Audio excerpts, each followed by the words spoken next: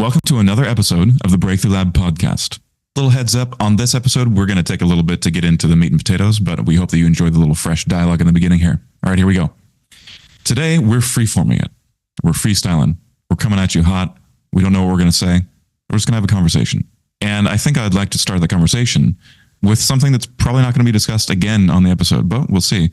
Not this coming weekend, although for you listeners, it probably will be this coming weekend, but the next, for me, I will be DJing my very good friend's wedding, and I'm very excited about it. I have DJed many times in my past, but only recently have I started DJing weddings, and it started with my friend Kim, who is a huge listener of the Breakthrough Lab podcast. Hi, Kim.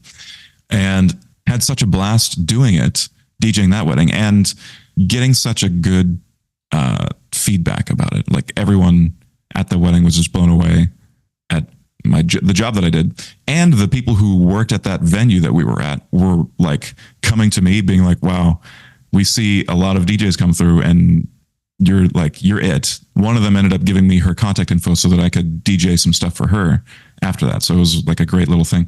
But I just had such a blast doing it. It was very different than like the club stuff that I used to do. And it was a chance for me to play like the hits of, our generation in a fun, creative way.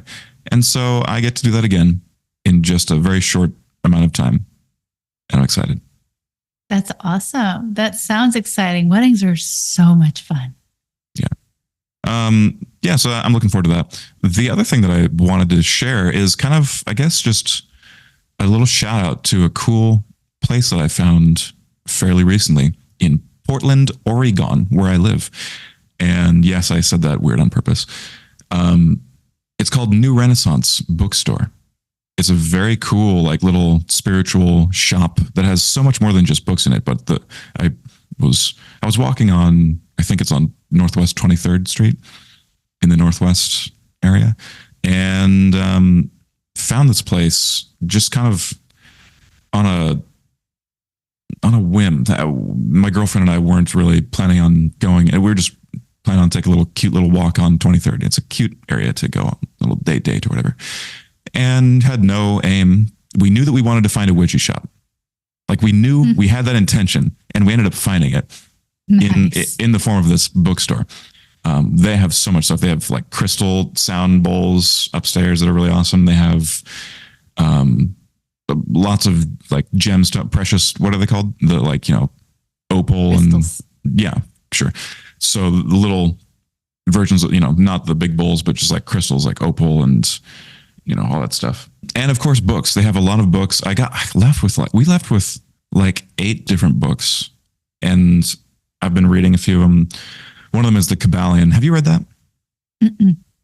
It's this Hermetic thing. It's actually not truly Hermetic because it's written by some guy under the pseudonym of the Three Initiates. And if you want actual like stuff from Hermes, you would want to find, I think there's other books that you would actually want to read, but this is more just like a condensed version of like kind of literature that this random guy made. It's very small, and it basically talks about what the foundational principles are of most occultic traditions, like paganism, Wiccan, anything that's even like theological stuff, mainstream theological, like Christianity and Judaism and all that stuff.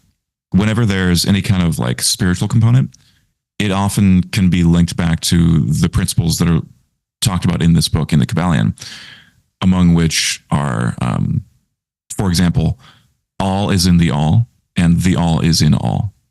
Mm-hmm. And if we think of the all as God or universe or, source, spirit, whatever, and all, distinct from the all being the universe and all the things in it, humans, air, whatever, it's basically saying that it is true that God is in those things and those things are in God. It's, I think it's called the divine paradox, if I remember correctly. Well, it's like, so as above, so within, That's another pretty much, yeah, a different way to say the same thing that we say on here all the time. Indeed. That is another one of the principles in the book, as above, so within. That's, I think, having to do with the planes of correspondence, as the Kabbalion puts it. Yeah, it's a very cool book. But actually, the book that I think I was telling you about earlier was Magic of Reiki, which is very cool because I and my girlfriend have been wanting to learn Reiki, partially inspired by you, Michelle. And we found this kind of as we were coming to an end in the new Renaissance bookshop. Shout out to them. If you live in Portland, you should go there. Found this section that was kind of in the back that was more devoted to Reiki and this type of stuff. And it was very cool. And I was like, oh, I pulled this book off the shelf. It was the most interesting looking cover, of course. And saw that it had symbols in it. I remember being very interested in the symbolic energy work ever since you told me about the fact that they were using symbols in a recent training that I took that you were also present at. And so ever since that, I learned about that, I've been very curious to learn about that type of energy work. And here was a book with symbols in it, teaching, and of course, like the hands and stuff for Reiki. But when I saw the symbols, I was like, oh, I got to get this book.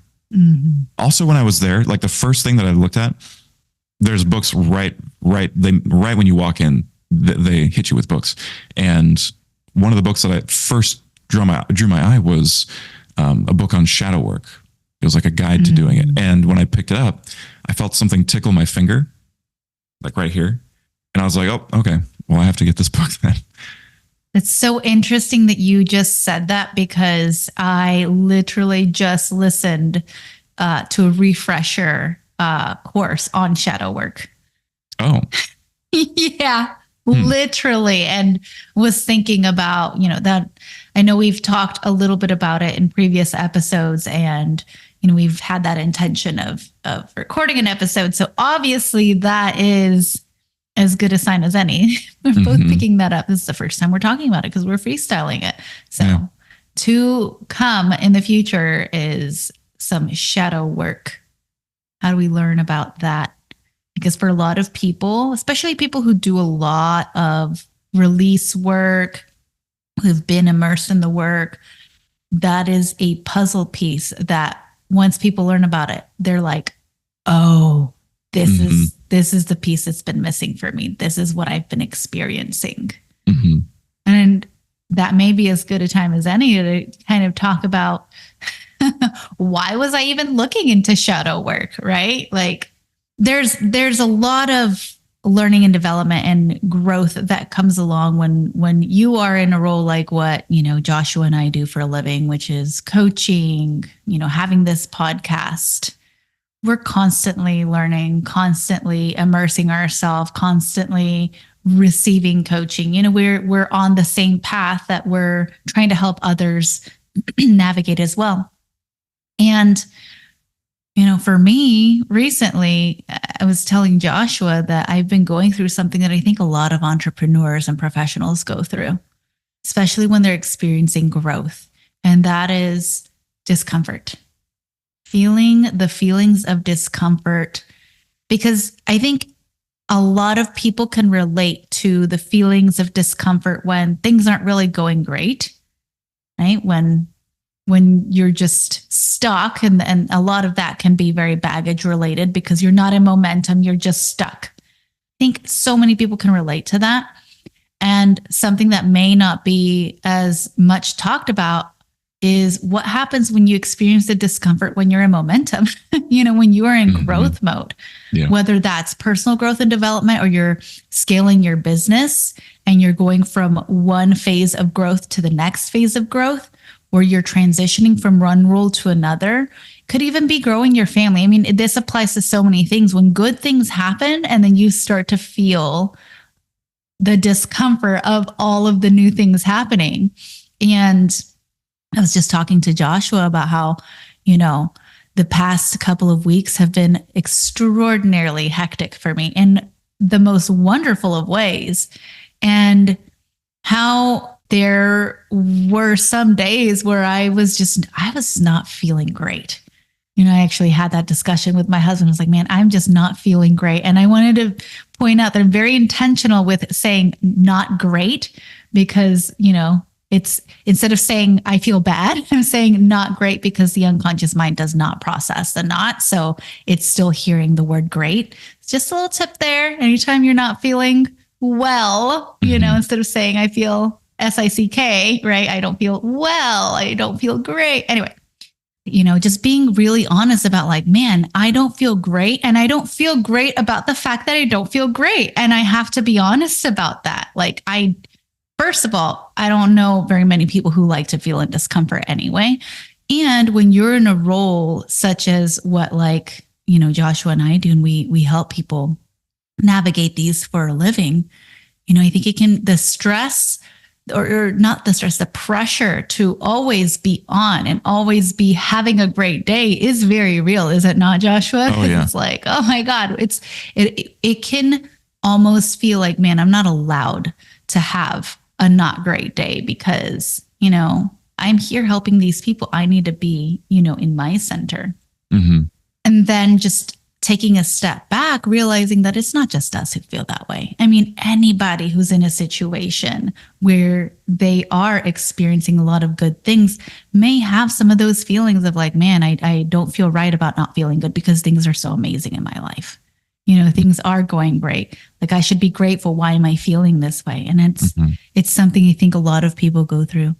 And like, what is the mindset of somebody when you're not feeling great? What's the mindset of somebody when they go through this, especially when you have done a bunch of the release work? Like how do you pull yourself out of that? And, again, just in having this conversation, there's this recognition that the feelings are not who I am.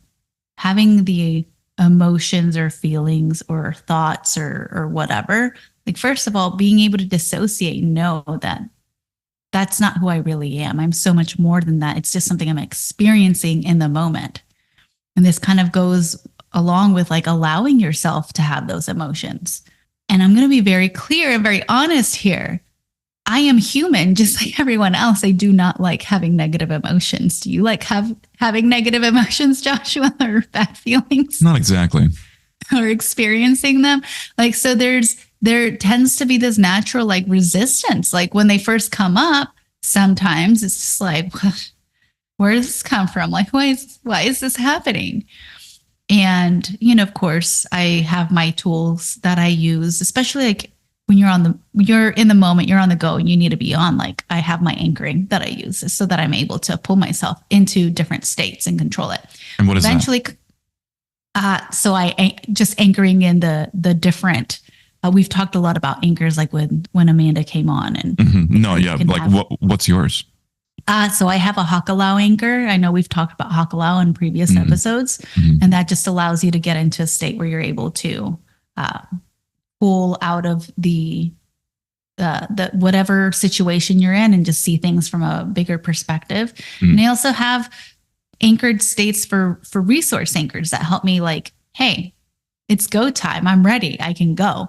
And those are excellent tools so that you can make it through your day. But then once you get to the point where you're like, oh my gosh, now I'm like sitting here and reflecting, that's when these other things come up where you're able to say, okay, how do I unpack this? Well, first of all, I am not my emotions. I'm only experiencing them. I think that's one of the most important things. I'm allowed to have my emotions, and the less that I resist having them, the more that I can allow them to flow and just naturally evaporate. And sometimes you do have to tell yourself, hey, unconscious mind, this is something that I need to deal with in the moment. Let's table it for later. So that's a strategy. Like you can tell your unconscious mind, I am going to deal with this, just not in this moment. Let's deal with this tonight, or let's deal with this X time when I have a break or whatever. So that's just a little tip. And, the other part of it is, I think when you've done the amount of release work and, just being on this path, even feeling not great like that, there's this sense of optimism and joy and excitement for the future. It's like, yes, things aren't great. And but the predominant emotion, like in the moment, they're not great, but the predominant forecast of what I see in my future is like, all of this is amazing. Because these you're things are making progress and happening for growing. me.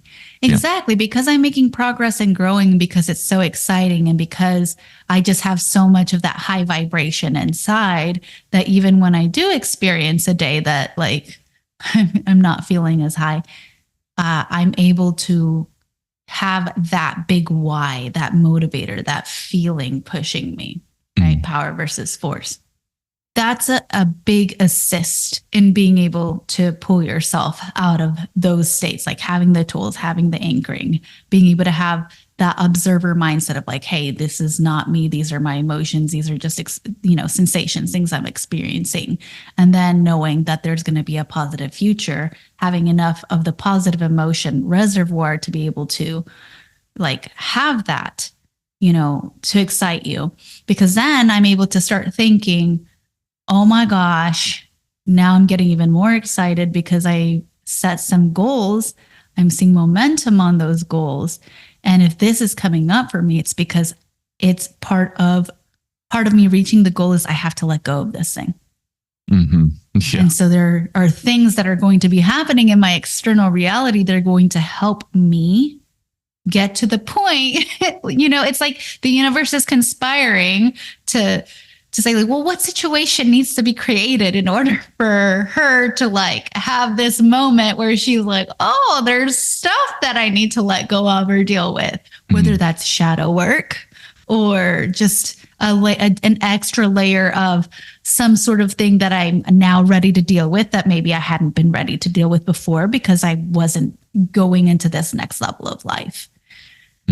And, just thinking about it in that way and being able to unpack it, you're no longer feeling so pressured to be on all the time, because it's like, actually, it's a great thing that this is happening to me, because it's actually happening for me so that I can get to the next level.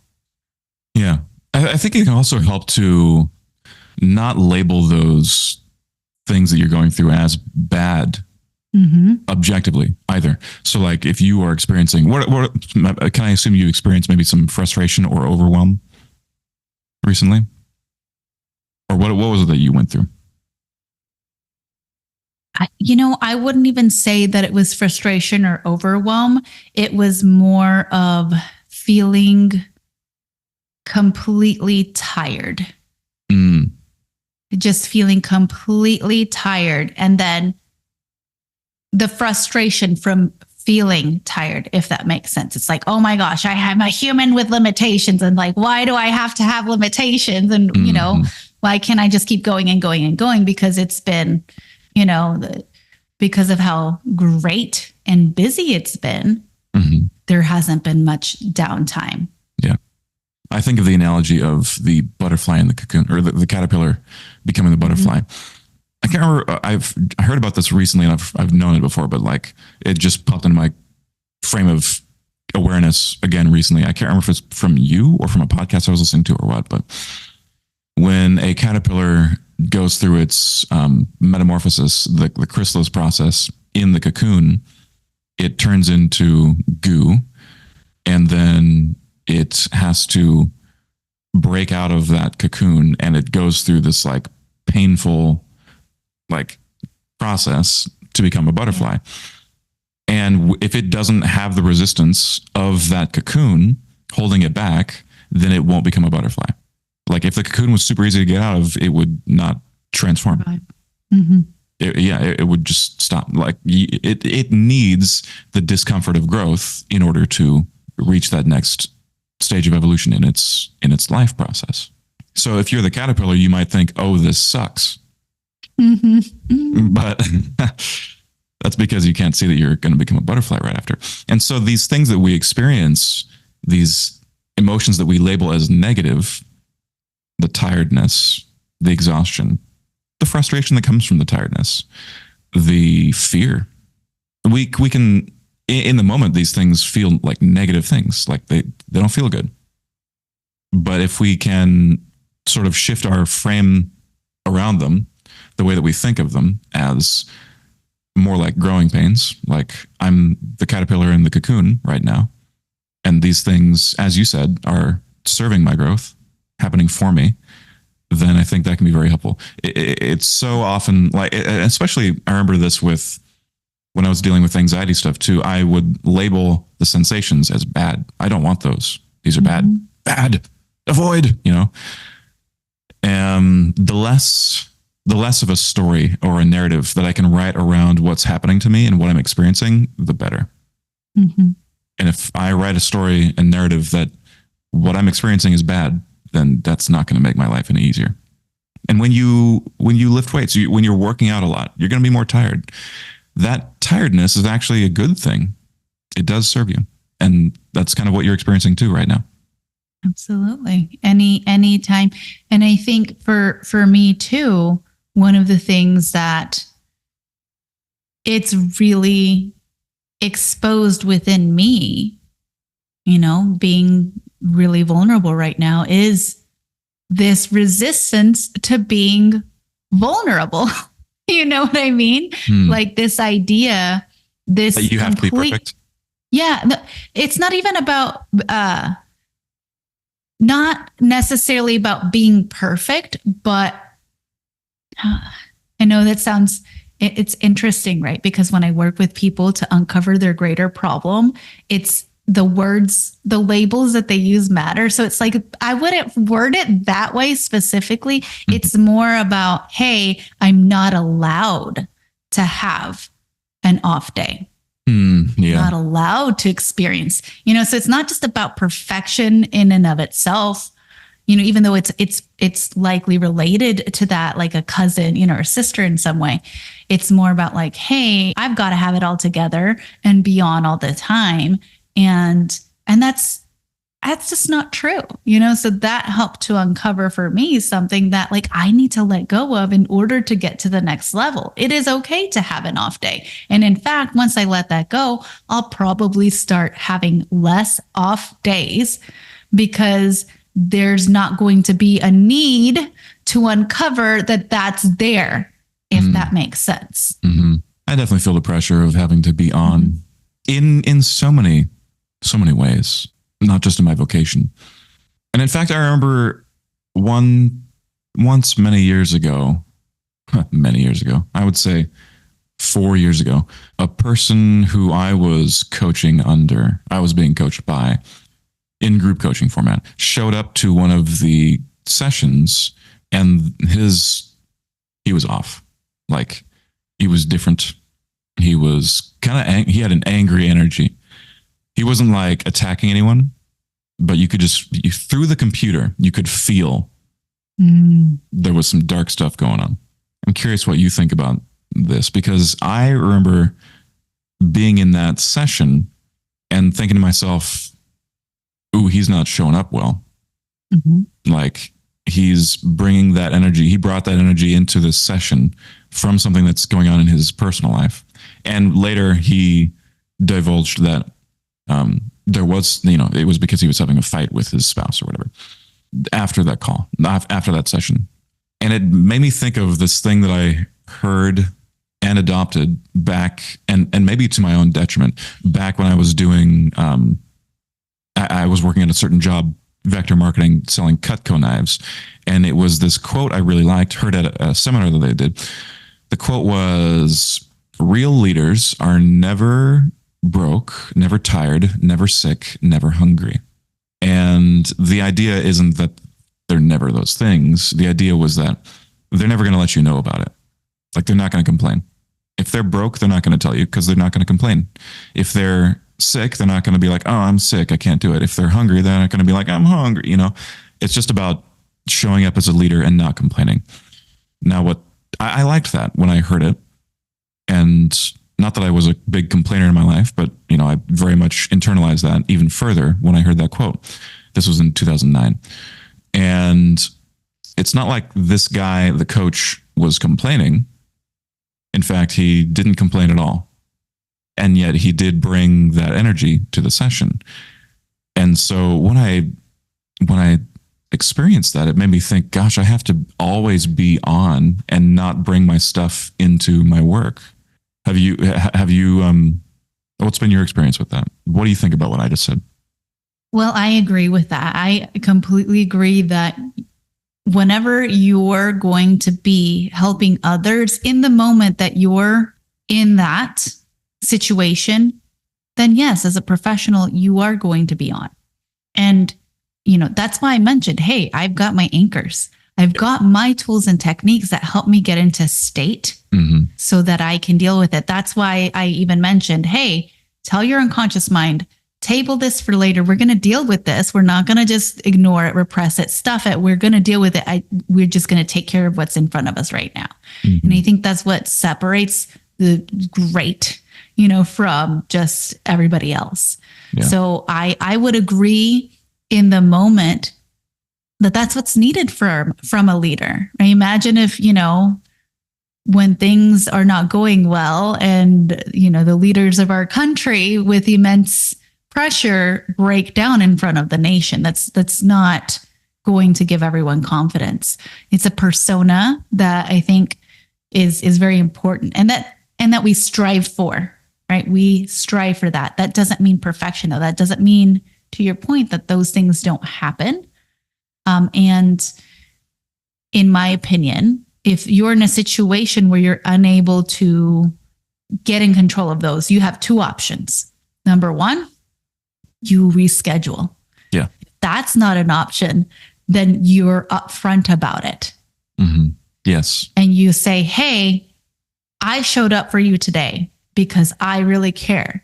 And I just want you to know this is happening. If I could have not been here, this reminds me of my mentor, Dr. Matt. He found out his father died like the day before a big training that he had. And he was not able to get anybody else to cover, and canceling an event like that was not an option.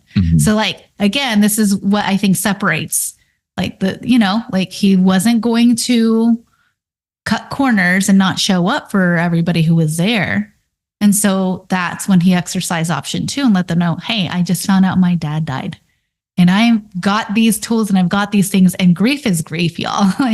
If I am a little off, if I'm not available during some of the breaks, remember I'm human. Yeah. And I think that's okay, right? Because I think people respect when somebody can be that real, that raw, that honest, that vulnerable, like, hey, you're a human too. Yes. I think, maybe if he had shown up and said, hey, I wanted to show up for you guys and I'm a little off today, that could have been a completely different experience for you, right? Indeed. And I'm a big fan of option 2. Yeah, I'm glad you shared that story, because that is that is how I think a leader would handle it. And nobody's perfect. Yes, that's true.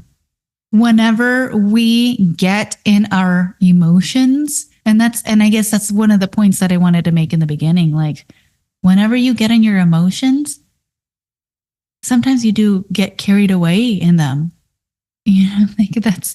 That's part of the human experience. We feel excited and happy, we jump. We feel upset about something and we pout, and it can take a little bit before we realize, like, oh, I need to maybe just step back from this a little bit. Like I remember I have options. The longer you do this work, the more you are aware of it and practice that, the better you get at being able to do that. I look at who I used to be even 5 years ago, 10 years ago. That version of me wouldn't have been able to do what I was just talking through earlier. That version of me would have been in a funk for a very long time and wouldn't have understood why or what I could do to get out of it, and would have just stewed in it, perpetuating it, getting stuck. And I think there's so many people who do get stuck in those patterns and they don't know that there's a different way that they can be. Because it can seem so overwhelming. And a lot of the times that is because there's just such a deep reservoir of years and years and years and years of stuffing these things down that it does feel like, when you're trying to get out of an undertow. when you're stuck in the undertow and there's no way out of it except you have to swim, Yeah. diagonally or something, right? Like you kind of have to go with it. There's like no other way other than to go with it. And when you don't know, how to deal with those emotions, it can seem very much like you're just getting sucked away. You're like trying to get it to stop and like that's not working. It's actually making it worse. Mm-hmm. So I'm so grateful that I found the path that I'm on now because life is so much sweeter, calmer, more peaceful, more full of joy, more full of excitement, full of growth, and getting to be on that journey of becoming the best version of myself, which, by the way, that journey doesn't ever end, ever. Yeah. I'm proud of you for being on that journey, for making those decisions. I'm proud of you for being on that journey. I mean, that's part of how this podcast was founded. Indeed. Is reconnecting, finding out how similar our stories and our backgrounds were, and how we decided to be a victor instead of a victim to those circumstances. Mm-hmm. Learning along the way, because there's lots of stumbles, aren't there? Yes, certainly. I think I will say also that the way that I have sort of evolved in my own life journey, my method of getting out of that place where you are stuck in that rut, where you are in that undertow is fairly simple. And yet that doesn't mean that it's not very effective. And I would say that overall, I'm a very, very emotionally regulated, well-adjusted person, but that doesn't mean I'm infallible and not vulnerable to spells of being in that place. And the way that I find for myself, I get out of this best is through just breath work and meditation. And one of the most profoundly helpful meditative exercises that I've discovered in the last year, especially, is the Ho'oponopono forgiveness process, where recently I was going through a thing. I tried lots of things, including breath work and meditation. And day in, day out, I was still stuck in it. I was going through it. It was only when I did this Ho'oponopono process that I finally came into a place afterwards, the morning after, in fact, of being out of it, of being out of that undertow, of finally swimming diagonally, as you said, and feeling a sense of calm, quietude, and clarity around the situation that I was in. And for anyone who is listening who hasn't listened to the previous episodes where we talked about this or doesn't remember, Ho'oponopono is a Hawaiian forgiveness process. It's a meditation that you do. It really doesn't take any longer than several minutes, where what you do is you effectively visualize someone who's wronged you, someone who you were angry at for whatever reason, whether or not they are wronged you, someone who you just need to let go of for whatever reason, someone who you just need healing with for whatever reason. You visualize them and you pour your love and healing energy into them, and you forgive them and also ask for forgiveness in turn. And you thank them, say anything else that you need to say, and let them go. And if you want to know more about this, we will link a couple helpful resources in the show notes. One explaining what this process is and why it's so helpful, and another one being a sort of guided meditation that will take you through this. And they're both from Michelle's mentor, Dr. Matt, who is the head of NLP.com. He has 2 videos on YouTube that we will link that are going to be very helpful for you if you are interested in this at all. And so that's what I find most helpful is, generally speaking, meditation. And when that doesn't work, clearly there's something that I need to let go of. And the best way to let go of stuff, and when it comes to meditation, for me, I've found, is through the Ho'oponopono process. Thank you so much for sharing that, because it absolutely is effective. Simple doesn't mean that it's not valuable. And meditation is also one of my daily practices that is another one of my go-tos. Whenever I'm feeling like I need a pick-me-up, I do the meditation. And I have also noticed that when I don't give myself the opportunity to meditate, I feel it. I feel it energetically. Mm-hmm. There's so many benefits to the meditation. There's so much rest that goes on, receiving downloads, just getting more clarity. Yeah. Sometimes before our episodes, we both do a little grounding meditation beforehand on our calls together. Mm-hmm. Yeah. Just when to get everything. Yeah. So, sometimes this is when we're kind of like frazzled, or we're like, what are we going to, and sometimes we just need to calm down and get in the right energy. Sometimes we need to get higher in energy because we're tired or whatever. But this is another way in which meditation can really reset the energy that you're going to show up with, so that you don't show up. And you don't have to be a coach for this to be valuable to you, so that you don't show up to anything in your life, whether or not you're in a role of leadership, by bringing in negative energy that you've been carrying. Mm-hmm. And then, of course, breath work is also very, very effective and very fast. Yeah. So if you feel like, you know what, I don't have enough time to meditate, then doing the box breath, so simple. Breath count, 4 in, hold it for 4, and let it out for 4. And do that just a few times. You will notice how your energy changes instantly. And that can absolutely help you when you are in a situation. It can also help you get primed and prepped for meditation. There's so many different tools that we all have. I think it kind of goes back to the main thing, is like, sometimes when we're in the middle of feeling it, we can forget, we can lose sight of it. And that's where, when you practice it often, when you have the awareness of, how do I feel right now? Well, what can I do about that? You're training yourself to A, notice what's going on, and B, notice what you may be able to do to influence your mood in a different way. Whether that's, I'm feeling great and I want to feel even more great, or I'm feeling really excited and I need to ground so that I can go into this next segment of whatever it is that I'm doing. All of these little things, just noticing, becoming aware. I would say that a large part of the reason that we can remember these tools is because we have that awareness. And when we can't, sometimes we reach out to each other. It's like, hey, I'm not feeling great. And I'm not feeling, it's like not great enough that I actually need someone to talk to right now.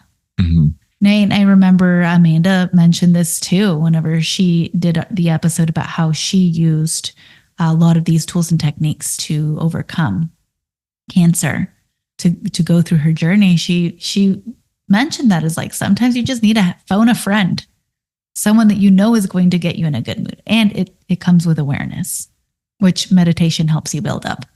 Yeah, indeed. And that's episode 15, How Mindset Can Save Your Life, interview with a cancer survivor. It's a really great episode. And in fact, you don't have to be going through cancer for that episode to be valuable to you. So I highly recommend listening to it.